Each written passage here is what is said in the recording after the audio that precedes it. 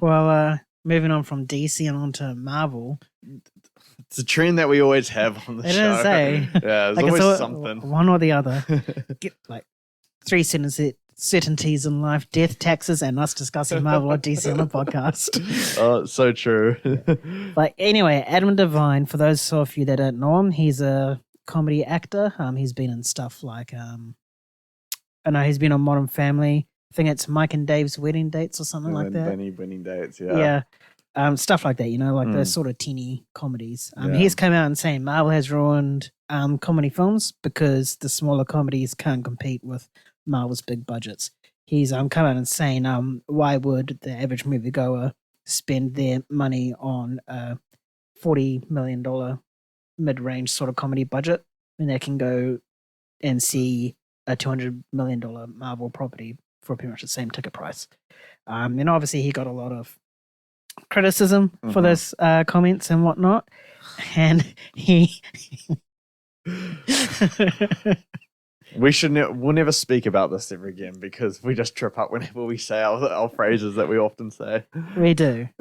Anyway, when he got criticized, he put out a different statement saying that his statement was taken out of context. He was more saying it and more directing it towards the studios. Who's like the comedy studios who's trying to compete with Marvel. They're saying they've pretty much stopped making big or mid-budget comedies because what's the point if they're just going to get blown away by the Marvel property? So what are your thoughts on his comments, not just in regards to Marvel taking away comedy, but just in terms of, is he right about, people not showing up to comedy films? This is a tough one to discuss because there is a lot of layers to what he's saying. And there's not one true answer to it. If you want to explore this question and really dive deep into try and get the answer, you have to go far beyond. Oh, it's just comedy. There's just so many layers to it. With Adam Devine though, I found out a story about him today that I'll share. In 1995, when he was 11, he was walking his bicycle across the road. And a cement truck ran over him, struck him. Yeah, 42-ton truck rolled over him, and he slid 150 meters. Yeah, he was knocked unconscious, fell into a coma, woke up 2 weeks later, had every bone in both of his legs broken, collapsed lung, and developed multiple infections. And over the years, he's had 26 surgeries, spent much of his time in a wheelchair. And he was at risk of having his legs amputated or an organ failure. But yeah, apparently why he didn't die is because the bicycle took a lot of the force from the collision. But yeah, no, he struggled with that for like a lot of his life. And when he returned to school, he experienced bullying because of it. But he told jokes as a way to deflect attention away from his injuries. And he just said that those experiences helped him see that, comedy was a way to bring people together. Mm-hmm. So I thought that was a nice little segue into this conversation as well. Because he obviously finds comedy as a source of comfort, and he's probably uncomfortable with the fact that he can't do that as much now based on what these comments are saying. So, yeah, like, I don't like the idea of him blaming Marvel for the lack of comedies because he's just using that as a platform to I guess victimize himself in that way because he's directly affected by the lack of comedy movies. In my humble opinion, I don't think he's a good comedy actor. I don't think he's a good actor in general. I actually find him very irritating in anything that I see. So thank you, Marvel. But no, on a serious note, I don't think he's right, but I think he has a point. And I think his point should open up a conversation just how far really what Marvel's done to the entire film industry. Because it's not just about producing $200 million movies and everyone just goes to see that and then they don't see anything else for the rest of the year. That's so clearly not true. It's the fact that all the other studios try to mimic it. We saw DCU try to do something. We saw Universal with their monster cinematic universe that barely started. And now we're going to see, Mattel doing their cinematic universe. And then, you can go further and say like Disney live actions. Now everyone's recreating their properties. Animated becomes live action becomes animated. Mm-hmm. It's just a circle of IP driven media just being pushed in different interpretations all around it. And that is what is destroying comedies, because there's no IP driven comedies, like pure comedies. I'm talking about. Marvel's they're not pure comedy at all. So everything's been IP driven because that makes money. People are seeing it because they have nothing else to see. And then studios are thinking like, oh yeah, they want this because they're spending money. It's like, no, they have nothing else to see because that's all that's there is IP stuff. So yeah, that's just it's a very deep conversation to get into. But Marvel kickstarted that revolution of IP driven media, just steamrolling the entire industry. And I think we really have seen a real divide in, the big budget and low budget films. The mid budget movies, they often swing either way. It's quite rare now we get that kind of mid level budget. I don't see much, 80 millions and 70 millions. It's either, under 50 or above 150.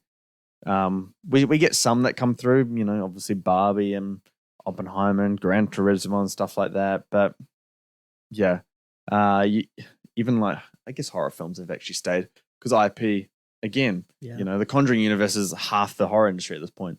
Got the Nun 2 coming out. Yeah, or it's Halloween and stuff like that.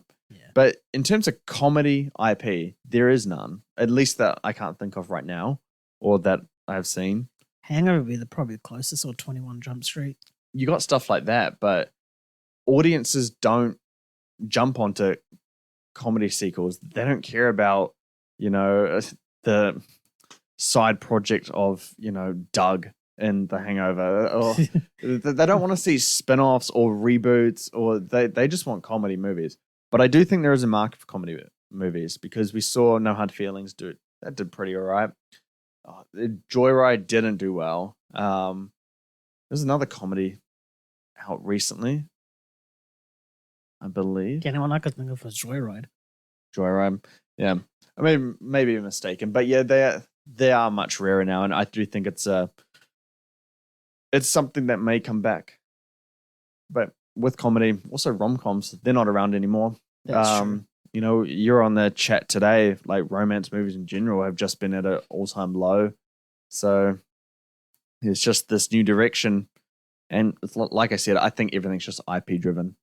I know I've rambled on for so long. I apologize. But it's all good. Like I said, it's a very, very deep conversation. It is. I think he has a point as well. And I also think that there is a market out there for comedies, as you said, I mean, Joyride was received very well by critics and whatnot. Mm-hmm. But it's just the general audience, they just don't go and want to see it. But No Hard Feelings, I guess that because it had Jennifer Lawrence attached to it. Mm-hmm. So that's a big name. Yeah. So everyone went and saw that. So I think, and I haven't seen it, but you haven't. You said it was a pretty good film. It's a fun movie, man. Yeah. If a comedy is funny, then it's done its job. You're going to have a good time with a comedy if it's funny. Yeah. You don't need the writing to be. You don't have to have like deep, intricate characters or anything. No. Just a good time. Yeah. Yeah. So I think there is a market for comedy films. I mean, I know that Vacation Friends, John Cena's comedy little thing. We saw the first one, eh? Yeah. The second one's coming out, or there's been a trailer or teaser for that. So obviously that film did something right for it to garner a sequel, Yeah. And same with like Bad Mums and Daddy's Home, like they're not that good off a movie per se, but they're still doing something to get those sequels. It might be rare nowadays, but there's obviously a clear market for that. And if you have a very good comedy, then you can strike gold, and a lot of people will come and flock to those screens and watch that product. And then that could be like the revival. But if studios are just giving up without giving a fight or putting interest into these projects, then it's going to become like the rom-coms where they just basically become extinct, which is stupid. But I mean, like, you see my point just before, because you're talking about, comedies that are around. like again, they're all sequels. Yeah.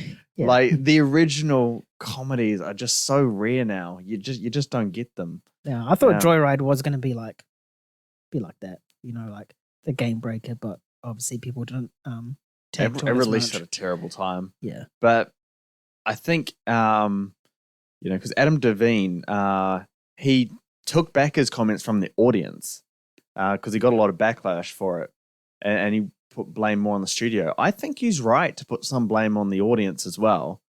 Perhaps not this summer movie season because a lot of the IP stuff has flopped, and we've seen some really big breakout hits from non-IP stuff. Like Barbie's kind of IP driven, and same with Mario, of course.